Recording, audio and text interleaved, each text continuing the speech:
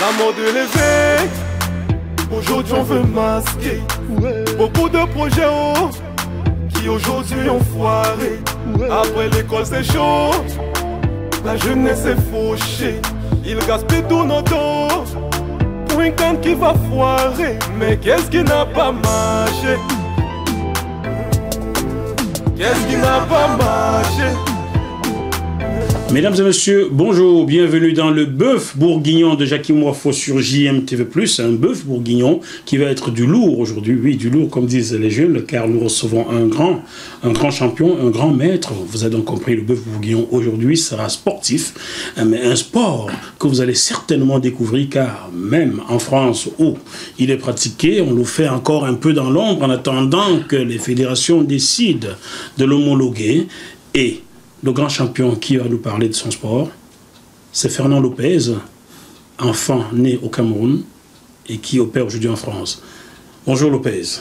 Bonjour Jackie. Comment ça va? Je vais bien. Bonjour à tous. Bon.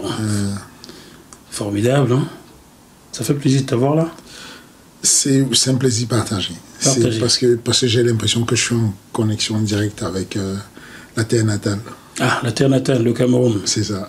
Non, Dieu. Il va finir par chanter salut, salut, ô terre natale, toi qui m'as vu naître. Bon, je sais que tu veux la main de mes invités pour vérifier. Oh mon Dieu. Aïe. Non. C'est un bon comédien. Il aura une deuxième carrière là, au cinéma. C'est un bon comédien. Juste à côté de Lopez, Serge Dupont s'accable le plus français sur ce plateau. Salut Serge. Salut Jackie. Comment ça va? Ça va très bien, merci et toi? Bah, ça se voit qu'il fait très froid, hein? Bah non, ça va, c'est juste... Est-ce qu'on peut voir ton Congo-Liban? Bah, pour l'instant, non, mais le Congo-Liban est sous. Bon, ça va Sergio? Ça va Jackie. La danse? Ça va très bien. Tu es toujours en tournée? Toujours en tournée avec Armen. Bah voilà pourquoi vous le voyez très peu. Le gars tourne. Ah. Il tourne, hein? Il faut le suivre, hein? Bon, Serge, il faut dire que c'est grâce à toi que j'ai connu Lopez. C'est toi qui as invité Lopez dans le bœuf bourguignon aujourd'hui. C'est ton premier invité. Oui. Pourquoi as-tu voulu inviter Lopez? Pourquoi j'ai voulu inviter Lopez? C'est parce que je l'ai toujours suivi.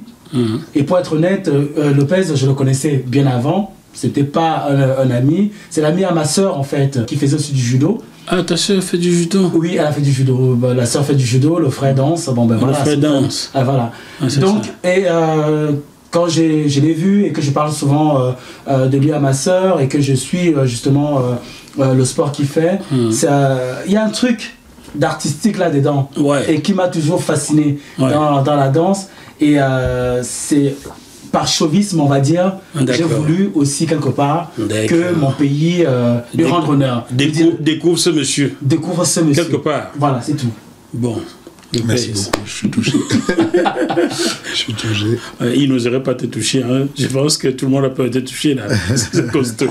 Alors, Lopez, pour ceux qui ne te connaissent pas encore, qui es-tu? Je suis simplement un Camerounais, un immigré en France, qui vit à Paris.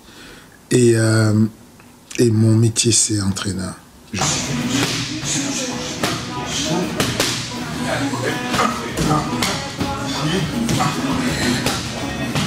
Je suis un entraîneur sur les sports de combat de manière générale. Voilà grosso modo qui je suis. Je suis de Yaoundé au Cameroun. De quel quat? Mon quat, c'était la Cité Verte. Ah, pas la Cité Verte. Chez moi. Voilà, pas loin de Léguefa.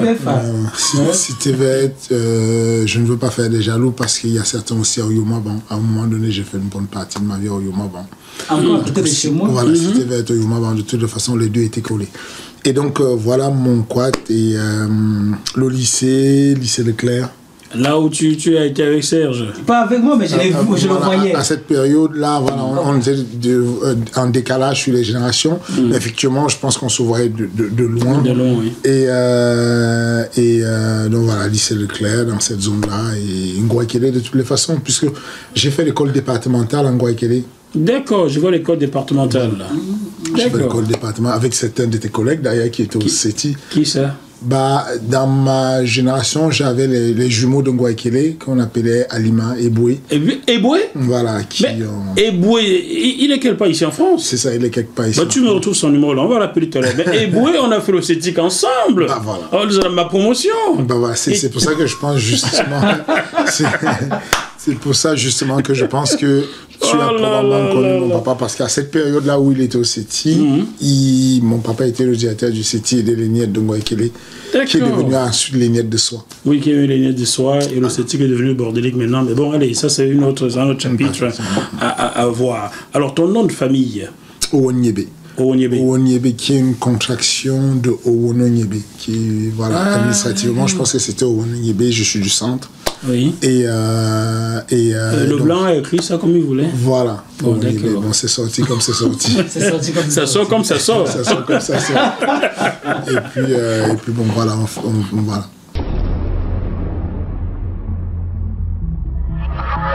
Ce programme vous est proposé par Deviseo Fret, spécialiste du transport international Afrique, Dom-Tom, Océan Indien. Retrouvez-nous sur www.deviseo-fret.com. Téléphone +33 139 85 14 23. Ça fait combien d'années tu vis en France? Ça fait 22 ans. 22 ans. Waouh. C'est quasi pareil, très d'un an. C'est 98 dans l'Ouest. Ah d'accord, aux anciens parigots comme ça. C'est 21. Moi j'ai fait bébé à côté. Mais parce que toi tu as roulé ta bosse un peu ailleurs. Moi j'ai roulé ma bosse ailleurs. Je suis jaloux de tous ceux qui ont pu visiter l'Afrique, parce que des fois on va loin, on voyage sur d'autres continents et on se rend compte que chez nous même on ne connaît pas vraiment. C'est que mon rêve aujourd'hui c'est quand je rentre au Cameroun de pouvoir visiter le septentrion, le nord, l'est, de pouvoir visiter l'Afrique en profondeur, parce qu'on fait le tour du monde, mais finalement... Bon, j'ai quelque chose en plus par rapport à toi, alors. Je suis comme allé à Bétois et à Bilabo. J'ai fait ces villes-là. Oh! Mais sans y vivre, j'ai fait les Jeux au Sucre à l'époque, vous vous rappelez? Oui, les Jeux au Sucre, oui. Dans les Jeux au Sucre, j'ai fait Berthois, j'ai même vécu à Garoua. J'ai fait Ngaoundéré, je connais, j'ai un peu voyagé, mais vraiment en profondeur, parce moi j'ai des souvenirs. Quand j'étais plus jeune, j'étais allé à l'école des Fauves, je crois, c'était à Garoua, un truc comme ça, on a une espèce de zoo. Et ces souvenirs-là, je me dis, j'aimerais un jour amener mes enfants là-bas, qui voient le vrai zoo, dans le zoo naturel. J'espère que tu le retrouveras en bonne forme, parce que vu ce que j'ai vu, bon, allez, c'est encore une autre affaire, ça. Alors, tu es en France, tu es coach. Mais avant d'être coach, tu es toi-même sportif.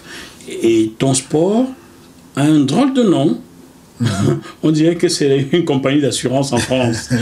MMA. Oui, ça y ressemble. In English, this means... Mixed martial art. Mixed martial art, ça veut dire arts martiaux mixtes en français. Voilà, les arts martiaux mélangés. Voilà. Ouais. Alors, vous regardez à quoi ça ressemble. Hein. Dans ce sport, on a l'impression que tous les coups sont permis.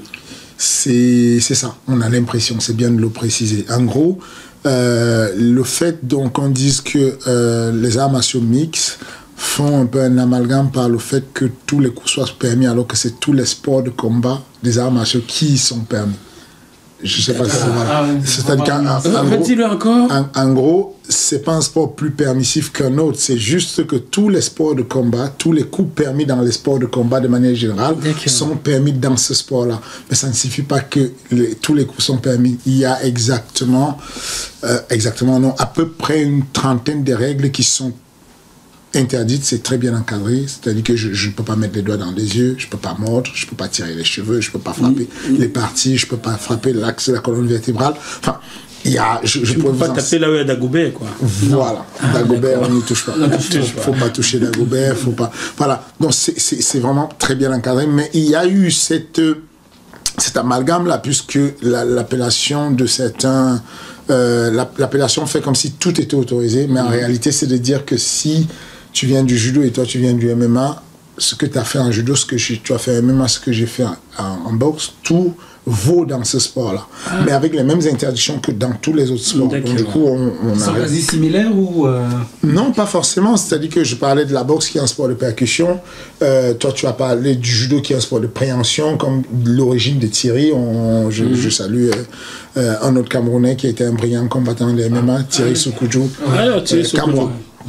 Et il vient du judo à la base, mais il a été l'un des meilleurs knockout artistes qu'on ait eu. Vous appelez ça comment les pratiquants du MMA? C'est juste des artistes de MMA, c'est des fighters en général. Fighters. Alors Thierry, the fighter, fighters man. Voilà. Donc du coup, c'est un peu ça, c'est des familles, c'est un sport qui est super encadré, avec un temps limité, avec un espace délimité. Mais cependant, on a l'impression que vous êtes en cage là, c'est fermé là, Moraou à vous comme on dit au quartier. encore. Là, tu m'as dit. Absolument. C'est l'impression que ça donne.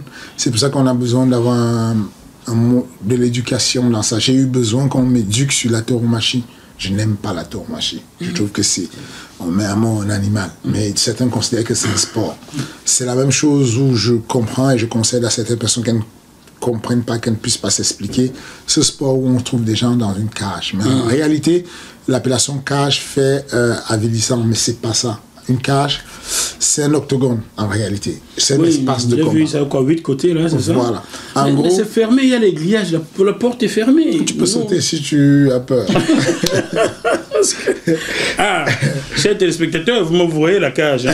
Je ne sais pas, je me suis dit, mais comment ça se passe? Donc, en réalité, c'est quoi? C'est l'outil qui nous permet le plus d'être protégés.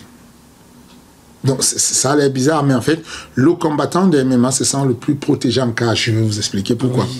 Chaque espace de combat a chaque combat a son espace d'expression. Oui. Si vous faites du judo, vous êtes sur un tatami. Parce qu'il y a des projections et qu'il n'y a pas de percussion et que c'est assez large. Si vous faites de la lutte, vous êtes sur un tapis de lutte. Si vous faites de la boxe, vous êtes dans un ring. Pourquoi? Parce qu'il n'y a que des percussions, il n'y a pas de projection. Donc, il n'y a pas de risque de traverser les cordes et de tomber de l'autre côté. Quand on a souvent fait du MMA sur un ring, ce qui se passe, c'est qu'au moment où j'ai fait ma projection, il y a des athlètes qui sortent et se fracassent de l'autre côté du ring. Alors que la cage, elle est faite de manière à ce qu'on puisse avoir à la fois les percussions, à la fois les projections. Et donc, c'est l'espace d'expression le mieux conçu pour protéger les athlètes.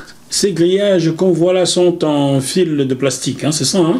Non, c'est du fil des fois, ça dépend de la matière, c'est du fil des fois en fer à l'intérieur, mais avec un gainage en plastique pour que ce soit plus sécurisant. Mais en tout cas, si vous posez la question de manière démocratique à un certain nombre de combattants, le panel vous dira à 98%, je me sens mieux en cage. Parce que c'est l'espace où je peux m'adosser, je peux me sentir en équilibre, alors que si je me pose sur les cordes d'un ring, je passe à travers les cordes du ring. D'accord, tu as vu le néophyte, même pas le néophyte, je suis même pas néophyte, je n'ai pas adoré l'ignorant. Moi, je me dis, attends, c'est un sport où on peut tuer quelqu'un, comment tu peux pas t'enfuir? Non, mais c'est l'image qu'on s'est construit là-dedans, en fait. S'il n'est pas là, peut-être pour nous expliquer vraiment, pour nous dans la tête, c'est le mot à vous, comme tu as dit.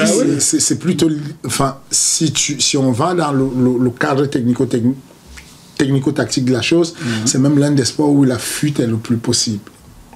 J'explique. On peut sauter. Non. En gros, si vous regardez, si vous observez bien un combat de judo, dont les deux athlètes arrivent, se saluent et se mettent en contact pour qu'il y ait une confrontation physique. Il y a un qui doit dominer de manière physique l'autre. Et si vous reculez beaucoup, l'arbitre vous appelle et il va faire un avertissement. Un avertissement, c'est lui qui fuit. Voilà, il va donner un avertissement en disant, ok, toi tu es puni parce que tu fuis le combat, il faut qu'il y ait une confrontation. C'est une confrontation physique. C'est pour ça que de toutes les façons, un sport de combat, par essence, est violent. Il est violent parce que je vais avoir une domination physique sur toi, de manière physique. Et donc, du coup, quel que soit le sport qu'on fait, il y a cette violence-là qui est quand même, qui reste là tout le temps. Mais la cage, le combattant peut avoir la stratégie de se déplacer. Je peux choisir de fuir, mais de fuir dans l'espace délimité. De jongler à l'intérieur, c'est noté. Je suis noté par rapport à ce qu'on appelle la gestion de l'espace dans la cage. Ma capacité à pouvoir choisir les angles morts où je pourrais te toucher sans que tu me touches, de pouvoir choisir le déplacement où je suis plus avantagé par rapport à toi. Et c'est beaucoup plus réflexif que ça, en fait, le combat du MMA. Mais comment t'es venu l'idée de faire un tel sport? Je ne crois pas qu'il existe au Cameroun. Il existe. Il est même en avance sur la France. Je salue nos compatriotes, ceux qui font un gros effort. Je ne veux pas citer les noms pour ne pas faire des jaloux, mais il y a beaucoup de groupes qui s'investissent dessus, qui travaillent beaucoup dessus. On a une équipe nationale des MMA. On a une équipe amateur qui a déjà fait plusieurs fois les championnats du monde amateur au Cameroun. T'es pas sérieux. Je suis parent de plusieurs athlètes. Je suis même manager de 3 athlètes que j'ai placé, un en Afrique du Sud sur l'une des plus grosses organisations en Afrique, qui ont fait un reality show dessus et il a fait une saison entière dessus. Donc on est super avancé au Cameroun. Il y a une fédération. Ici en France, il n'y a pas de fédération. Tu sais, là-bas, on ne regarde que le football. Oui, non, mais comme mieux s'imaginer que tu nous apprends. Oui, et voilà, franchement, c'est très avancé. Ils travaillent beaucoup dessus. Effectivement, techniquement, sur les infrastructures, on est avancé ici, mais légalement parlant, voilà, sur la législation, ils sont super en avance. Ils ont une association sportive qui est une fédération constituée. Ils ont un bureau complet. Enfin, ça fonctionne. Ça fonctionne. Ils vont ils sont connus à l'international, sur la fédération, sur l'IMAF, qui est la fédération internationale des MMA amateurs. On a ce qu'il faut, ça fonctionne très bien. Et donc ils souffrent un peu comme nous tous du fait qu'il y ait des sports majeurs comme le football qui auront toujours plus de visibilité. Mais cependant, le MMA existe au Cameroun et donc du coup, moi j'ai connu le MMA ici après une longue période de blessures. En gros, voilà, je jouais au rugby. Au rugby? Voilà. Ah! D'accord, tu as donc connu Arnaud Tchongan. Oui. Je suis allé faire un reportage sur lui il y a 7 ans à Bourgoin-Jallieu. D'accord. Il était avec Tian, l'Ivoirien. Exactement. Je l'avais d'ailleurs baptisé le lion indomptable et l'éléphant du rugby, je crois bien. Bourgoin-Jallieu 2011. Ah, j'ai pas vu ce reportage-là. Je vais aller fouiller les archives. D'accord, c'est sur YouTube. Vous cherchez Arnaud Tchongan, quelque chose là. Voilà. Donc, tu étais rugbyman. Voilà. Et donc, à la suite d'une blessure assez grave au rugby, dont j'avais une hernie cervicale.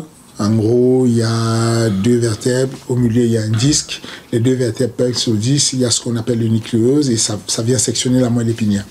Donc je n'étais pas loin de me retrouver dans une chaise roulante. Voilà, j'ai eu la chance de me faire opérer par l'un des meilleurs médecins en France, le professeur Gérard Saillant. Ah, Gérard Saillant, oui. Voilà. Oui, et donc, du coup, j'ai eu une rééducation de quasiment 3 ans. Et j'étais à la recherche d'un sport de combat parce que je faisais la lutte en parallèle. Voilà, j'étais à la recherche d'un... Reste à t'as continué à chercher encore la lutte. Oui. Excuse-moi de poser les... Pardon. Il a posé la question comme la grand-mère ou quoi. Mais de manière thérapeutique. Les enfants cherchent. Ouais. Continue. Mais de manière thérapeutique, c'est-à-dire qu'en gros, je cherchais à faire un sport de combat qui puisse être contrôlé.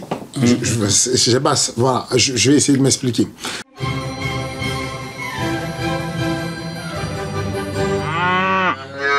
En gros, considérez que il y a une ligne qu'on trace et il y a un continuum où il y a des sports instables et des sports stables. Vous connaissez tous l'haltérophilie. Si je tiens une barre d'haltérophilie et je la lève, je suis dans une salle. Il n'y a pas de vent favorable. La charge ne va pas changer pendant que je lève la barre. C'est 100 kilos, c'est 100 kilos que je dois soulever. Et donc, du coup, on considère que ce sport est un sport stable. Si on considère le rugby, par exemple, la balle, déjà, elle est ovale. Quand elle rebondit, on ne sait pas par où elle rebondit. C'est ce qu'on appelle l'instabilité dans le sport. Okay? Si on prend le canoë-kayak et que vous êtes en eau vive, vous avez un élément naturel que vous ne contrôlez pas. L'eau vous amène dans tous les sens. Les gars, on ne comprend pas le canoë-kayak, là, ils ne font pas ça là-bas. Bon, je vais parce que dans nos rivières, là-bas, on dit que nos grands-pères sont en dessous. Non. On a notre gondo. On a le truc sur la pirogue. Voilà, la course de gondo, dans le littoral. Il faut à peu près ça. En gros, voilà.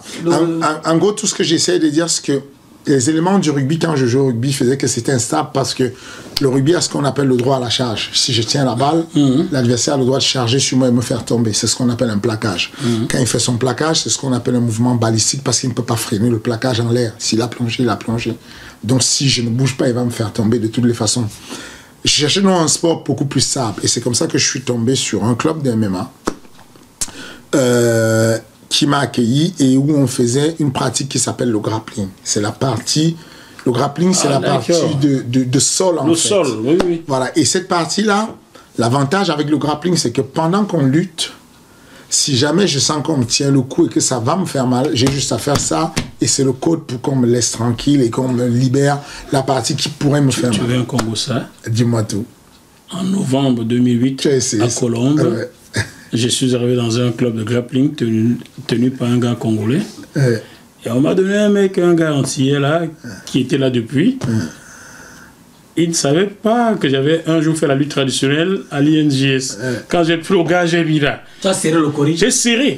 Le gars jouait à l'orgueilleux. Attends, on va dire que le nouveau m'a fait ça. Ben, tant qu'il ne tape pas, je lâche pas. J'ai serré jusqu'à le gars a suffoqué. À un moment, il a fallu que le maître dise, ben, quand le gars a tapé, c'était l'hôpital.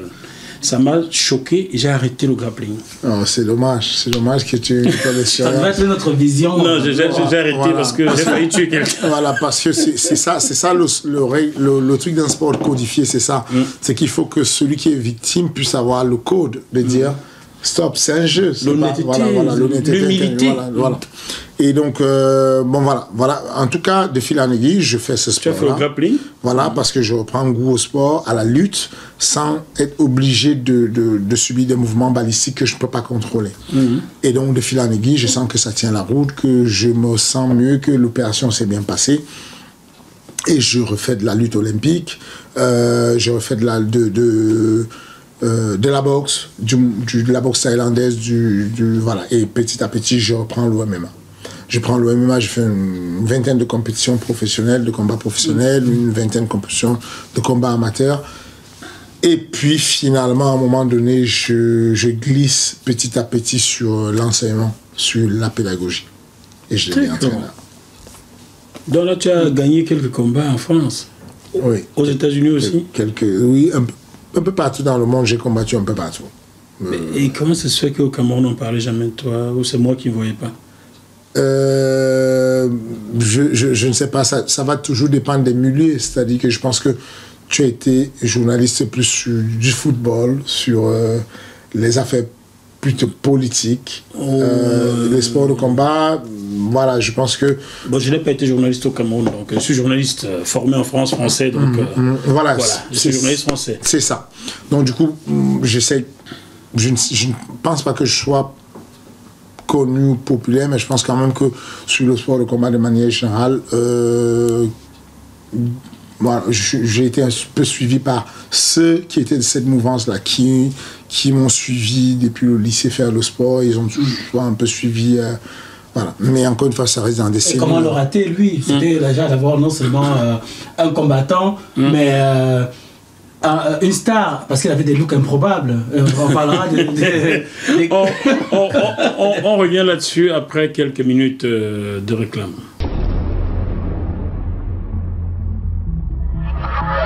Ce programme vous est proposé par Deviseo Fret, spécialiste du transport international Afrique, Dom-Tom, Océan Indien. Retrouvez-nous sur www.deviseo-fret.com. Téléphone +33 139 85 14 23.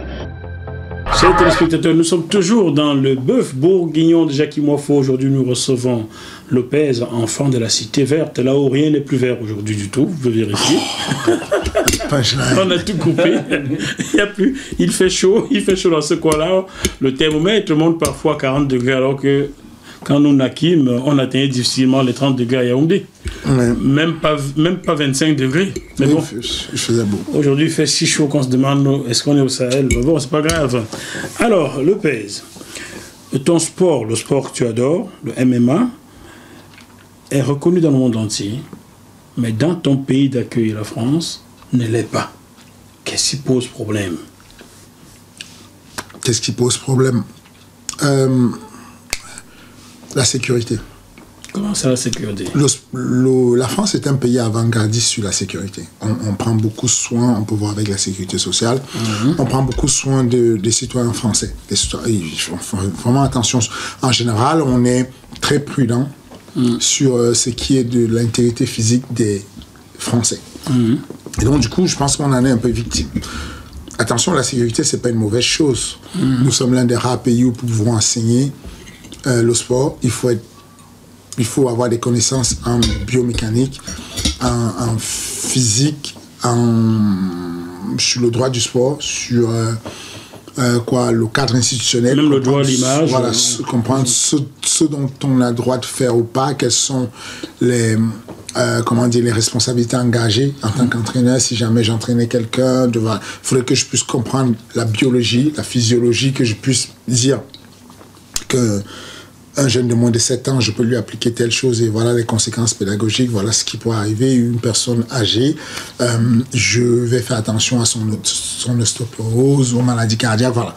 Bref, il y a ça qui existe en France. Alors qu'aux États-Unis, si je m'appelle Monsieur Smith, je prends une assurance à responsabilité civile, je peux ouvrir ma salle de sport sans avoir le moindre diplôme. On ne me demande pas, on n'exige pas de moi que je sois diplômé pour enseigner du sport aux États-Unis. It's just a business. Voilà. That's all.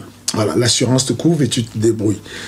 Et donc, du coup, c'est quelque chose de bien quand même. Mais sauf que cette crainte fait qu'en France, tout ce qui est nouveau, qu'on ne connaît pas, fait peur. Vous avez vu en début d'émission, on parlait de l'environnement du MMA, du nom du MMA. Oui. Les lusophones appellent le MMA vale todo. Ça veut dire tout vaut. Littéralement, tout est permis. Les Américains à l'époque appelaient le MMA no hold barred. Ça veut dire... tout est permis, enfin il n'y a pas de gants, il n'y a rien, tout est permis. Donc du coup, ce que je veux dire par là, c'est que le MMA, pour être populaire, a surfé sur l'idée de une cage, 2 hommes, pas d'endroit pour se cacher, pas d'endroit pour fuir. Pendant longtemps, c'était comme ça qu'on a vendu le slogan du MMA. Aujourd'hui, le MMA a passé plusieurs étapes, comme le football, comme la boxe, est devenu un sport complètement sécuritaire avec un système antidopage. L'USADA, c'est l'une des sociétés antidopage qui existe au monde la plus performante.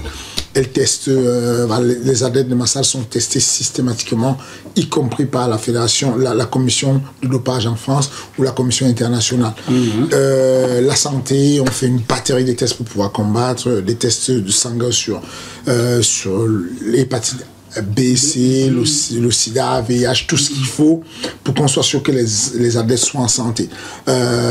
Cependant, on est resté un peu ancré dans l'idée que le MMA serait quelque chose d'avilisant et que les personnes qui font le MMA seraient victimes parce que dans le pays des droits de l'homme, dans le pays de Coubertin, on ne frapperait pas un homme sans défense.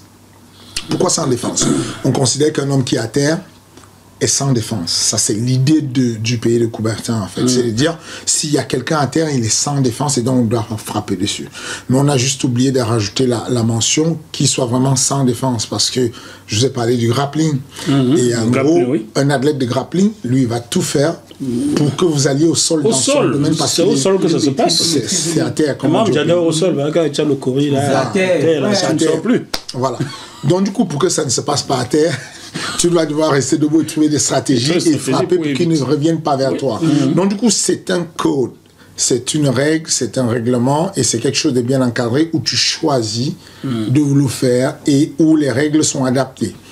J'ai travaillé, j'ai été vice-président de la commission française des MMA. J'ai été responsable de formation à la commission de MMA en France pendant longtemps et donc je suis celui qui est pondu littéralement le contenu de formation sur les formations de moniteurs de MMA en France pendant longtemps et on a mis en place un système de formation avec plusieurs niveaux de pouvoir offrir à des jeunes, des personnes qui sont jeunes, une pratique du MMA sécuritaire. Comme on adapte dans tous les sports, au football, tu as les cadets, les minimes, les juniors. Et tout à fait. Voilà. Et le même principe, on va interdire certaines clés, certaines frappes, pas de percussion avant un certain âge pour pouvoir avoir vraiment le côté ludique du sport, le jeu du sport sans avoir les contraintes biomécaniques qui arrivent sur le sport professionnel. Mais il faut pour ça un ministère de tutelle qui soit ouvert à la discussion dessus.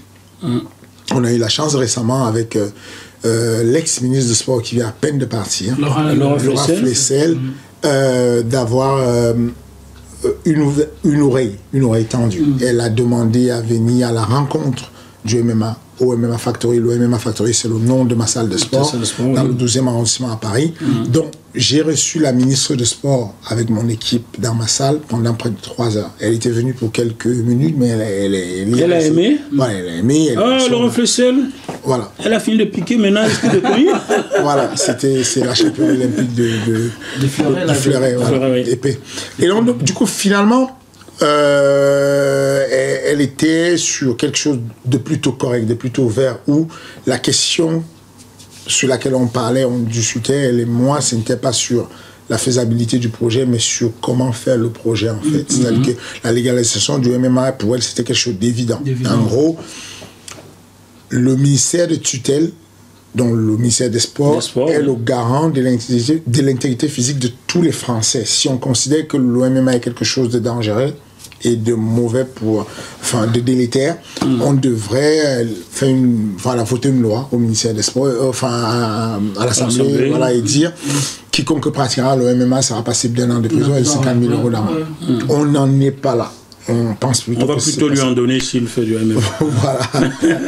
donc du coup, elle était plutôt sur le penchant d'organiser, mais du coup, il fallait savoir est-ce que le MMA a les ressources humaines